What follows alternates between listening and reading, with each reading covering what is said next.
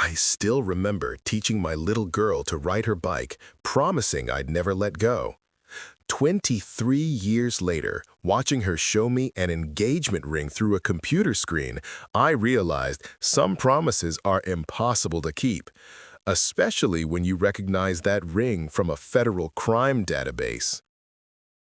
The laptop screen's cold glow couldn't diminish Zariah's radiance as she held up her left hand, that damned ring catching the light from her Denver apartment. My baby girl, the same one who used to crawl into my lap during thunderstorms, who'd held my hand at Marlowe's funeral just 4 years ago, was wearing evidence from a case file I'd reviewed last month. "Daddy, are you crying?" Zariah's voice carried across the 1,000 miles between Nashville and Denver, warm with concern and joy. "I know it's emotional. I wish Mom could be here." My hands trembled as I set down my bourbon, the ice cubes rattling like bones. "Tell me about him, sweetheart. Tell me everything." She glowed brighter, if that was possible. "His name is Kellen Drexmore. He's brilliant, Daddy. Runs a clean energy investment firm. We met at that charity auction I organized for the Children's Hospital. He bid $50,000 on my architectural sketches." Kellen's face materialized beside hers. Practice smile. Calculating eyes that reminded me of a wolf studying sheep. Even through pixels, I could feel his predatory presence. "Mr. Carver, I've heard so much about Nashville's most successful real estate developer. Zariah speaks of you constantly." My chest tightened. He'd researched me, studied our family like a blueprint for destruction. "When's the wedding?" I managed, my voice strangling on memories of teaching Zariah to spot danger, to trust her instincts, lessons that meant nothing against a professional predator. "June 21st, summer solstice at the Magnolia Plantation in Charleston. Kellen found this incredible last-minute cancellation. It's where you and Mom talked about renewing your vows for your 30th anniversary." The knife twisted deeper. He'd mined our family's dreams, weaponized our memories. "Daddy, I know it's fast, only 3 months, but when you know, right? Like you knew with Mom after just one dance?" After they hung up, I sat in my study, surrounded by photos of Zariah growing up, first day of kindergarten, high school graduation, college acceptance, her mother's funeral. In every picture, I stood beside her, protecting her from skinned knees, broken hearts, life's cruelties. But I'd failed to protect her from this.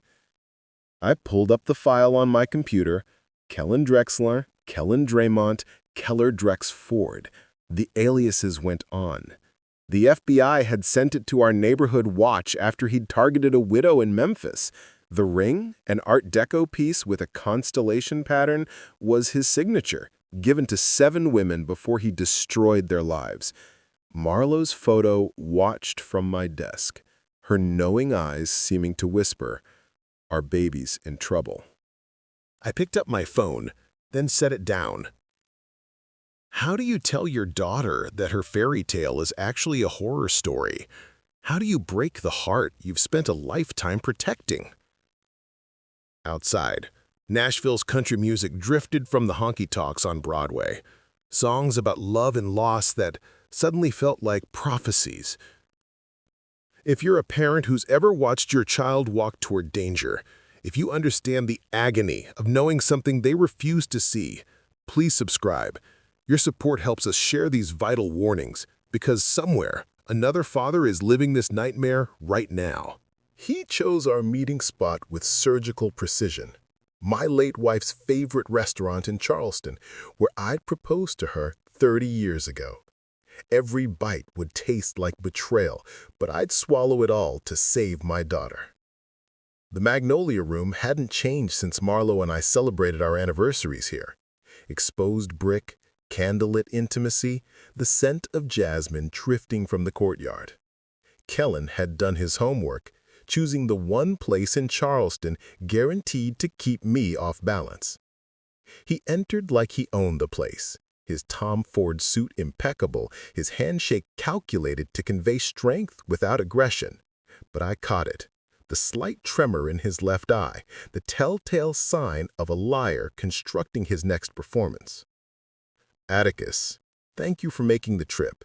Zariah would have joined us, but I wanted this to be between men who love her. The presumption made my skin crawl. Tell me about your business, Kellen. He launched into a rehearsed symphony of buzzwords: sustainable futures, blockchain integration, revolutionary carbon credits. I let him perform, noting how his stories shifted like smoke, never quite solidifying into fact. The truth is, he finally said, his voice dropping to confessional intimacy, I need your help. There it was, the hook baited with my daughter's happiness. The SEC has temporarily frozen my primary accounts, routine investigation into one of my green energy funds. Complete misunderstanding, but the timing. He produced documents from his briefcase, forgeries so masterful they'd fool anyone who hadn't spent 30 years reading contracts. The Magnolia Plantation needs $85,000 by Monday or we lose the date. That's 4 days away. I know it's awkward, but my liquid assets won't be accessible for 6 months. I have over $3 million in holdings. He pushed the papers toward me, but I can't touch them without triggering massive penalties.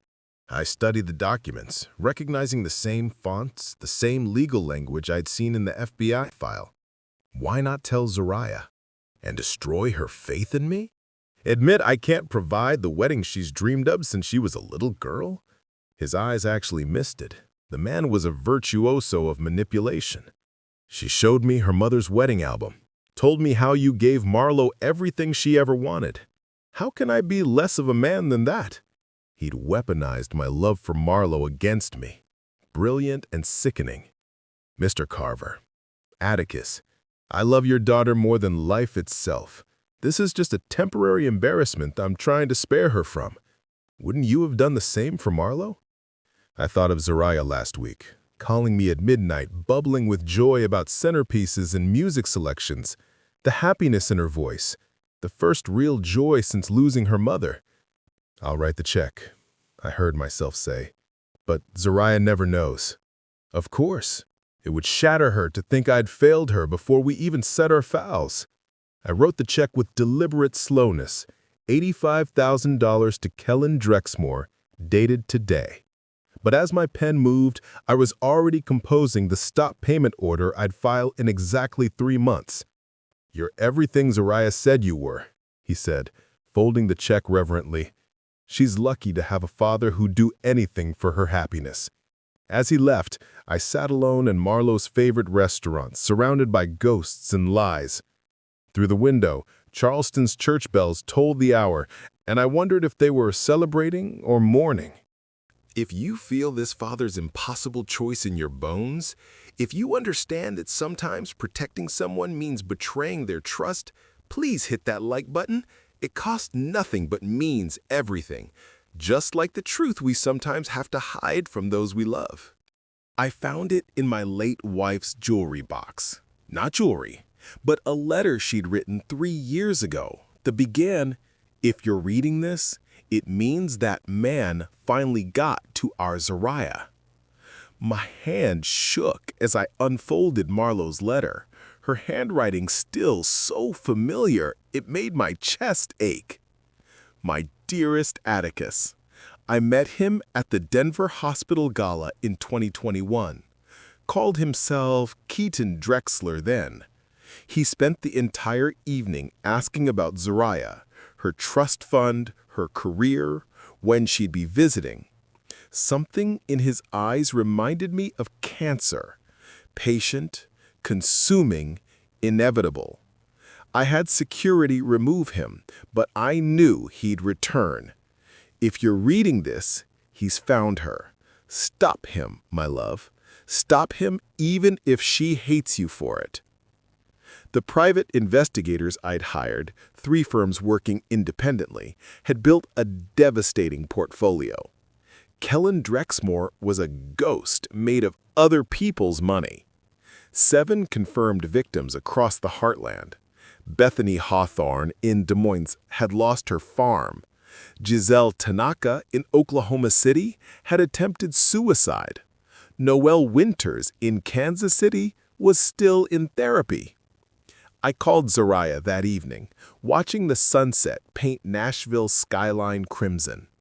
"Sweetheart, I've been thinking about Kellen." "Oh, Daddy, isn't he wonderful? He just surprised me with a weekend in Aspen, private jet and everything." My money at work. "Zariah, how much do you really know about his past?" Her laugh carried an edge. "I know you're doing that thing where you investigate everyone in my life. Piper told me you called asking about him." "I'm just concerned about—" "What? That someone else might take care of me? Dr. Vanstone says it's classic widower syndrome, the inability to let go of the protective role." "Dr. Vanstone?" "My therapist.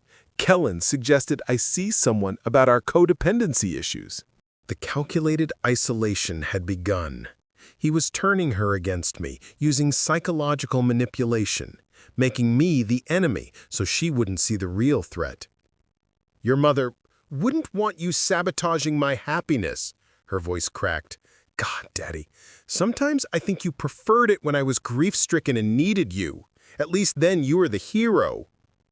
The line went dead.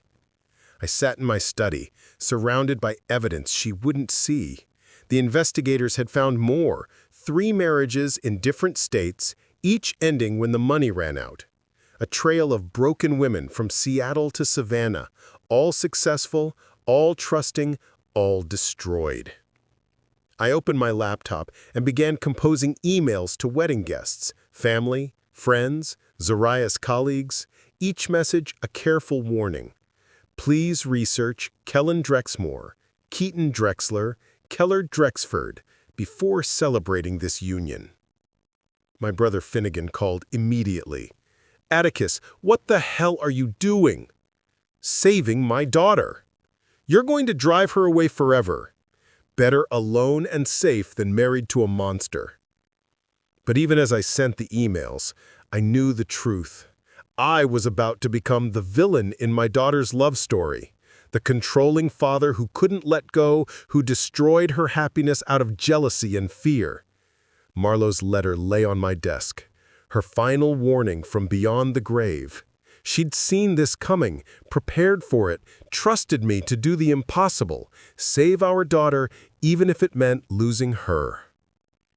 If you're still watching, if you understand the agony of having truth no one will believe, please share this story.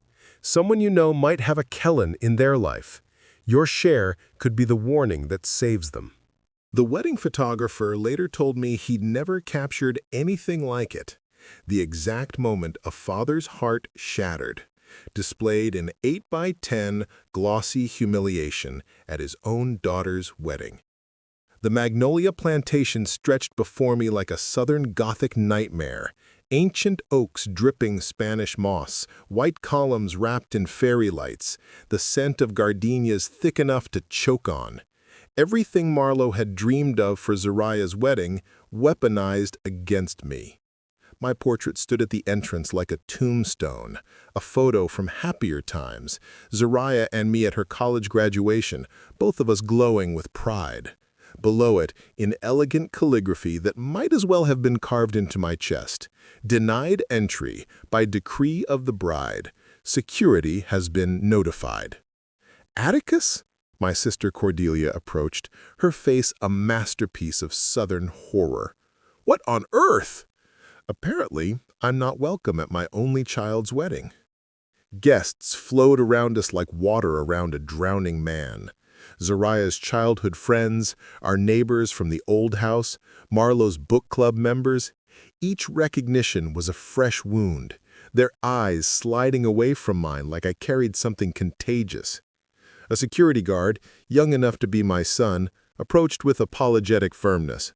"Sir, I'm going to have to ask you to leave the property." "That's my baby girl in there.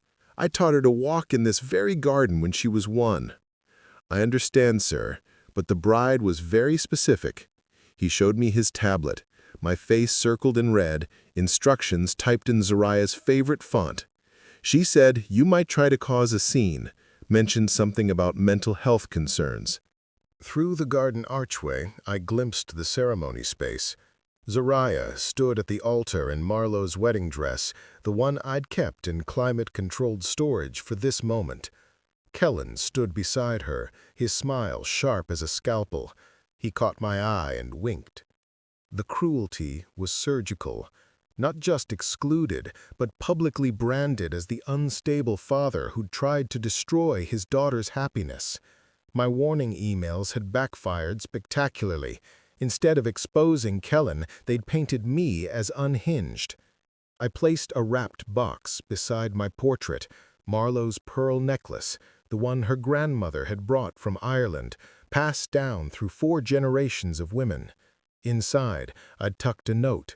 Your mother wore these when she promised to love me forever. May they protect you when I cannot. Dad. My cousin Estelle finally broke from the crowd, tears streaming down her face. Atticus, this is insane. You're her father. Not anymore, apparently.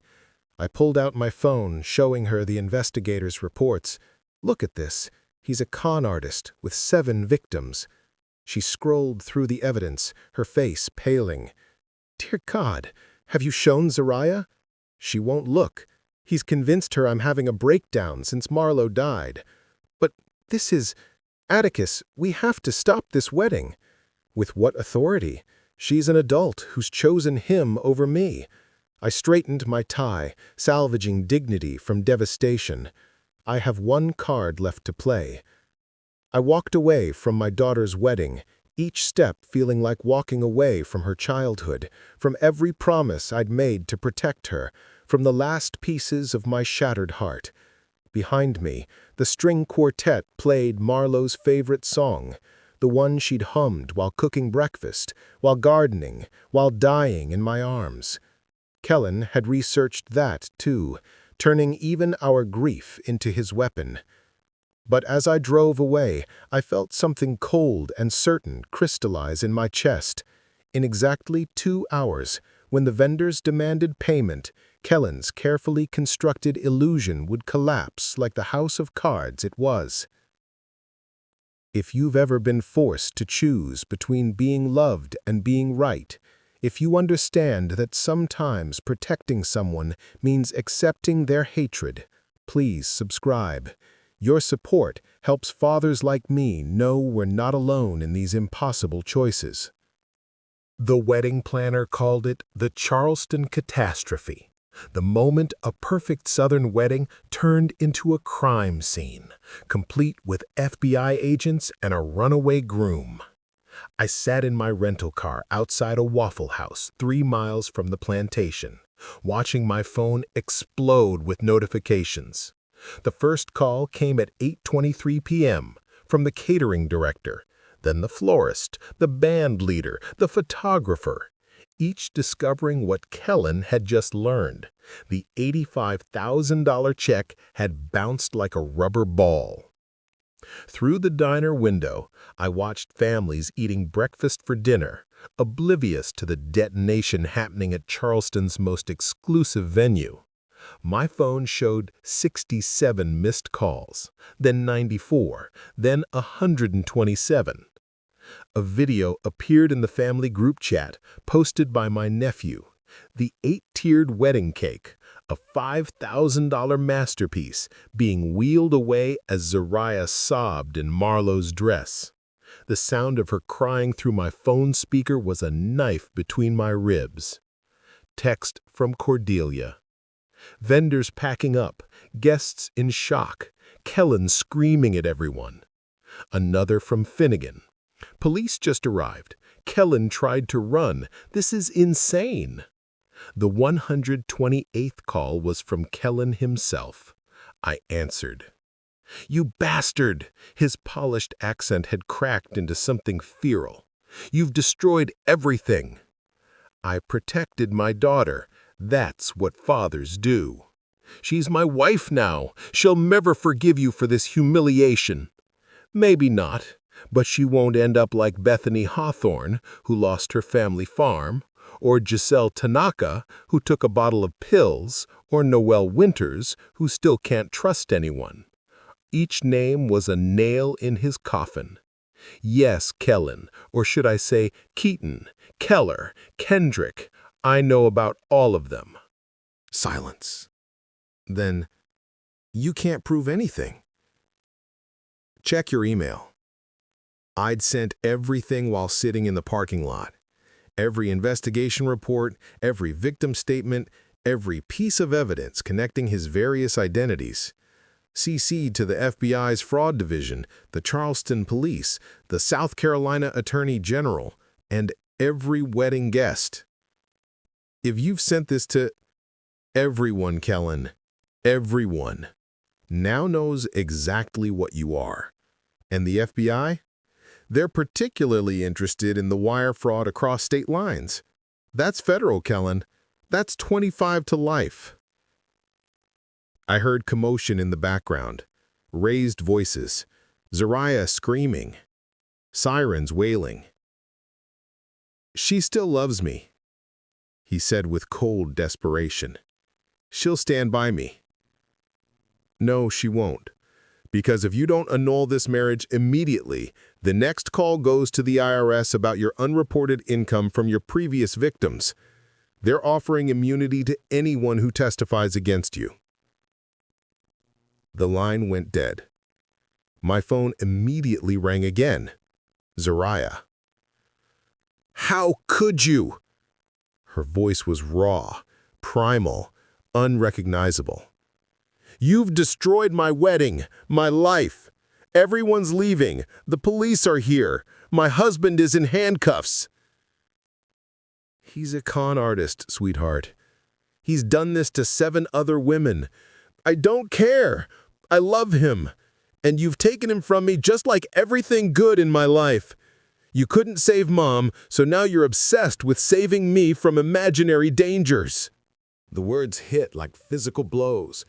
Your mother knew about him. She left me a letter. Stop using Mom as an excuse. She was sobbing so hard I could barely understand her. She's dead, Daddy. She's been dead for 4 years, and you've been dead with her. You're not protecting me. You're destroying me because you can't stand to see me happy without you. Zariah, please. I hate you. Do you hear me? I hate you, and I never want to see you again. You're dead to me. Dead. The call ended. I sat in that Waffle House parking lot until dawn, watching my phone battery die, watching the sunrise paint the South Carolina sky the color of forgiveness I'd never receive. Somewhere across Charleston, my daughter's world was collapsing, her dreams shattered, her father dead to her. But she was safe. Her bank accounts intact, her future protected from a predator who would have destroyed her. Sometimes love looks like cruelty. Sometimes salvation feels like betrayal. Sometimes being a father means being hated by the very person you die to protect. If this story is breaking your heart, if you understand that love sometimes means accepting hatred, please don't scroll past without subscribing. These aren't just stories, they're lifelines for families facing similar nightmares. Your subscription might help another father find the courage to save his daughter, even if it costs him everything. The FBI agent placed her badge on my kitchen table, right next to a photo of Zariah's first birthday. "Mr. Carver," she said, "your evidence just helped us solve the largest romance fraud case in South Carolina history." 6 weeks had passed since the Charleston catastrophe. 6 weeks of silence from Zariah, of sleepless nights in my Nashville home, of staring at her childhood photos wondering if I'd ever hear her voice again. When Special Agent Thea Mendez knocked at 7 a.m., my first thought was that something had happened to my daughter. "Mr. Carver, I'm here about Kellen Drexmoor, also known as Keaton Drexler, Keller Drexford, and 14 other aliases." She spread files across my kitchen table like tarot cards, revealing a terrible past. Your evidence connected cases across 12 states.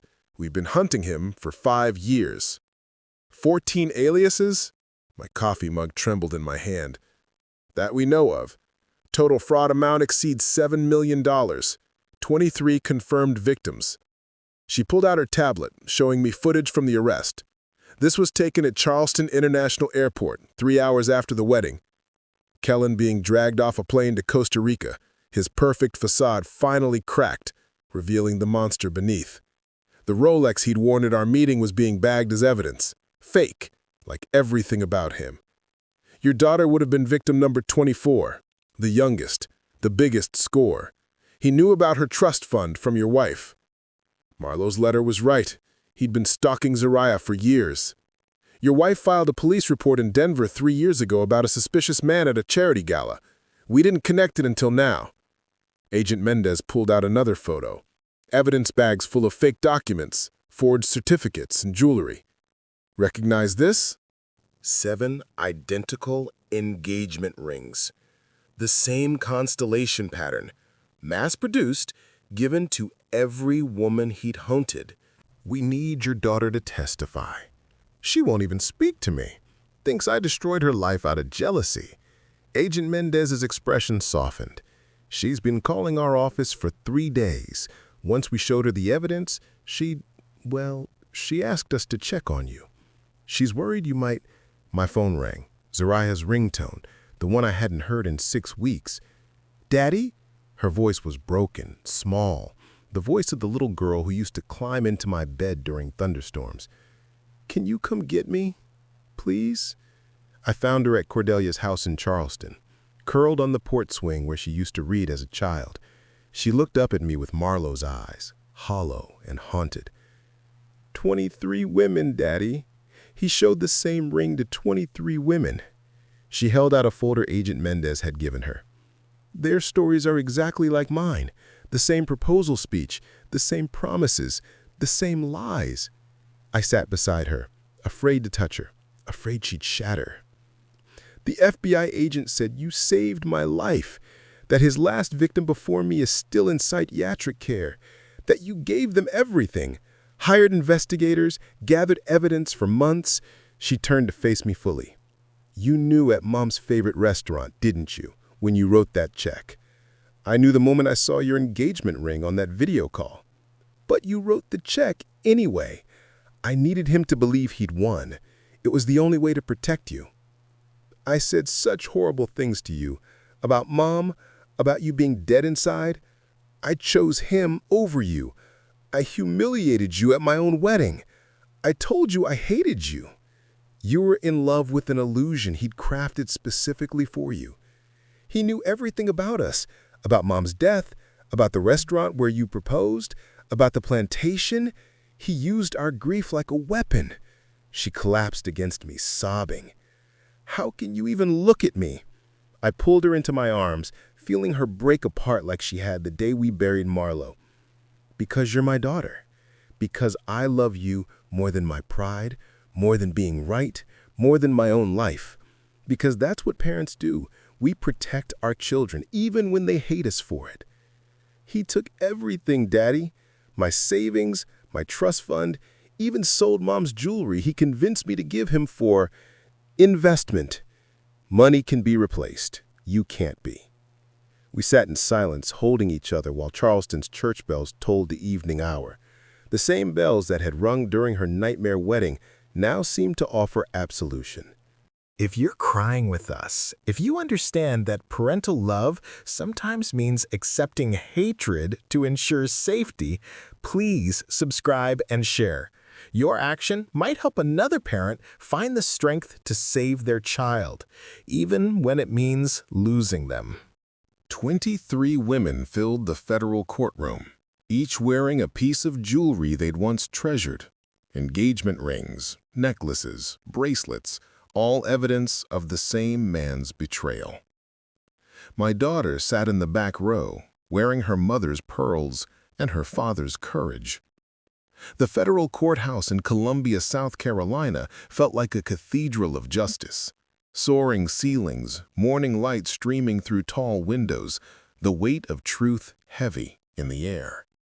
23 women had traveled from across America's heartland to face their demon. I recognized them from the investigators' files. Bethany Hawthorne from Iowa, her farm long gone. Giselle Tanaka from Oklahoma, service dog pressed against her leg. Noelle Winters from Kansas, hands shaking as she clutched her mother's hand. Kellen entered in federal orange, his cultivated charm evaporated. Without his expensive suits and practiced smile, he looked ordinary, a middle-aged con man whose luck had finally run out. When he saw the gallery of his victims, something flickered in his eyes. Fear, maybe, or just annoyance at being caught.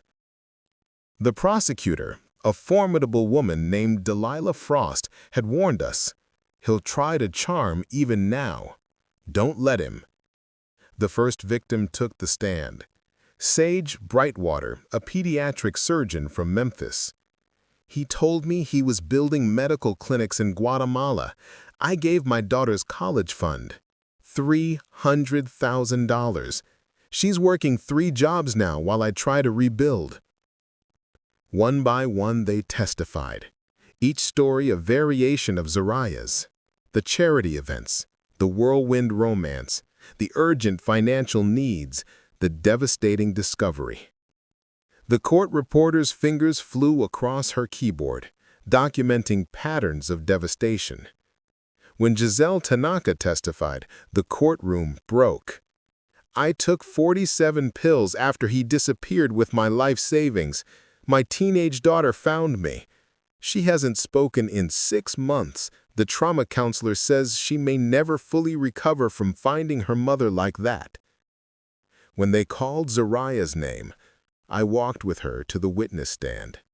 She wore Marlowe's pearls, the ones I'd left at the wedding, and her mother's quiet strength seemed to flow through them. I was lucky, she began, her voice carrying across the silent courtroom. My father saw through the lies and saved me even though I hated him for it. He sacrificed our relationship to protect me. These other women didn't have someone willing to lose everything to save them. She looked directly at Kellen. You didn't just steal money. You studied our grief, our dreams, our dead mothers. You turned love into a weapon. That's not fraud. That's psychological torture. Kellen's defense attorney stood, a thin man who looked deeply uncomfortable. Miss Carver, you married my client willingly, correct? I married a fiction he created using my mother's death and my father's love against me. But you loved him. I loved a character he performed after studying my family for 3 years. He knew my mother had confronted him at a charity gala. He waited for her to die before approaching me. He used her death as his opportunity. She looked at the jury. What kind of monster does that? The judge, a stern woman who'd overseen hundreds of federal cases, finally addressed Kellen. Mr. Drexmoor, you've been found guilty on 63 counts of wire fraud, identity theft, and conspiracy. Before sentencing, do you have anything to say? Kellen stood, his orange jumpsuit hanging on his diminished frame. For a moment, I thought he might finally show remorse. These women wanted fairy tales. I gave them what they craved: romance, excitement, dreams. If believing in dreams is a crime, stop. The judge's voice could have frozen hellfire. You're describing calculated psychological manipulation as if it were a public service. You studied these women's vulnerabilities, dead parents, broken marriages, personal tragedies, and weaponized them. She looked at the gallery of victims, then back at Kellen. Mr. Drexmoor, I sentence you to 35 years in federal prison without possibility of parole. You're ordered to pay full restitution to all victims, though we know you've hidden most of the money offshore. As they led Kellen away, he turned to look at Zariah one last time. She didn't flinch. She simply removed her wedding ring, still tagged as evidence, and handed it to Agent Mendez. "For the next woman he might have destroyed," she said clearly. The sound of 23 women quietly crying filled the courtroom. Not tears of sadness, but of validation, of finally being believed and of justice served cold but satisfying. This isn't fiction for thousands of women targeted by romance scammers every year. If this story moved you, if you felt the pain of these victims and the father who sacrificed everything, please subscribe and share. Your action might prevent the next Kellen from finding his next victim. Don't let their pain be in vain. 1 year later, I walked my daughter down another aisle, not as a bride, but as the founder of the Marlowe Carver Foundation, where her mother's name would protect women from the predators who hunt the grieving. The Nashville Convention Center buzzed with purpose. FBI agents, social workers, trauma counselors, and survivors filling the auditorium.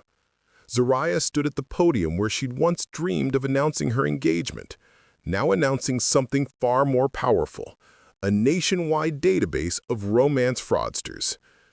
"My name is Zariah Carver," she began, her voice carrying the authority of survived trauma. 18 months ago, I nearly lost everything to a man who specialized in hunting grieving women. I'm here because my father loved me more than his own relationship with me. I sat in the front row between Cordelia and Finnegan, watching my daughter transform devastation into determination. She'd spent the year since the trial building this, the Marlowe Carver Foundation, named for the mother whose warning from beyond the grave had saved her. Romance fraud isn't about desperate people. The victims are doctors, lawyers, engineers, architects like myself. Successful women targeted precisely because of their success and their emotional vulnerabilities. She showed Kellen's photos, all 17 versions they'd eventually uncovered. This man had 23 victims that we documented. Combined losses, over $7 million. But the real loss, trust, security, the ability to love, can't be calculated. The next slide showed the survivors from the trial, now calling themselves the Phoenix Rising Coalition, rising from the ashes of Kellen's destruction. They'd created support groups in 12 states, saved 47 women from similar predators in just 1 year.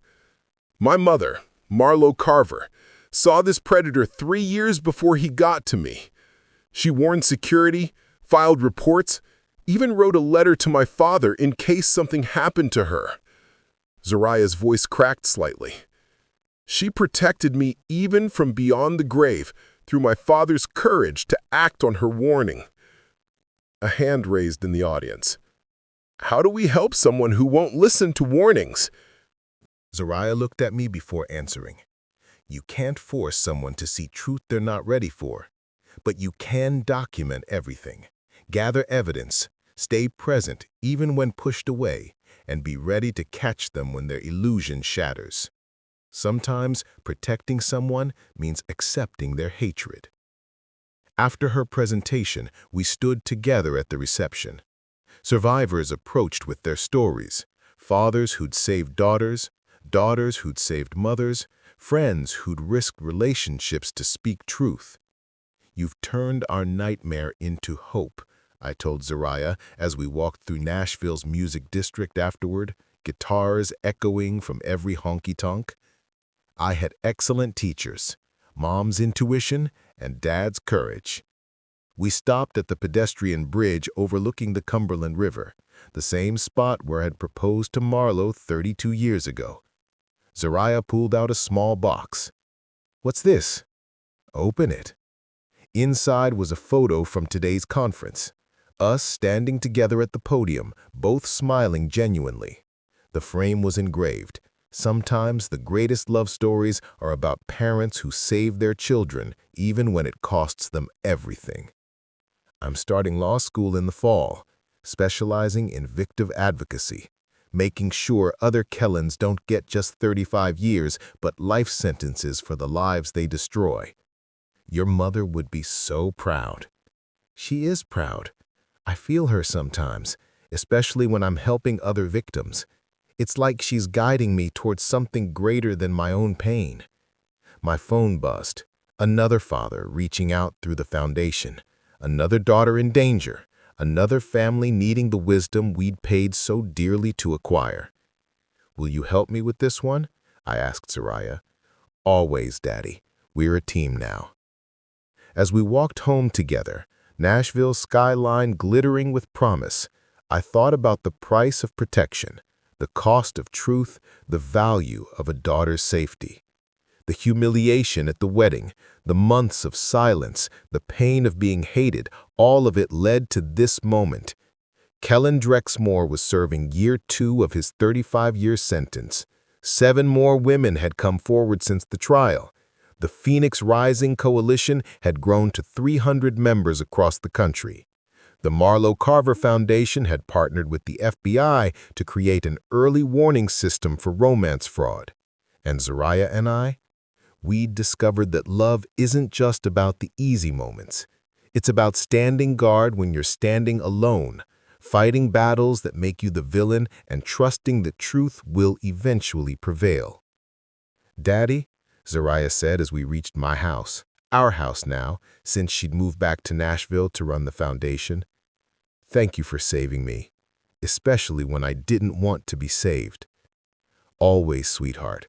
That's what love looks like sometimes. Doing the right thing even when it feels like the wrong thing." Mom knew, didn't she? She knew this would happen. I thought of Marlo's letter, still kept in my desk drawer. She knew someone would try to hurt you. She trusted me to stop them, no matter the cost. We stood on the porch where Soraya had taken her first steps, where Marlo had planted roses that still bloomed every spring, where a family's love had proven stronger than a predator's lies.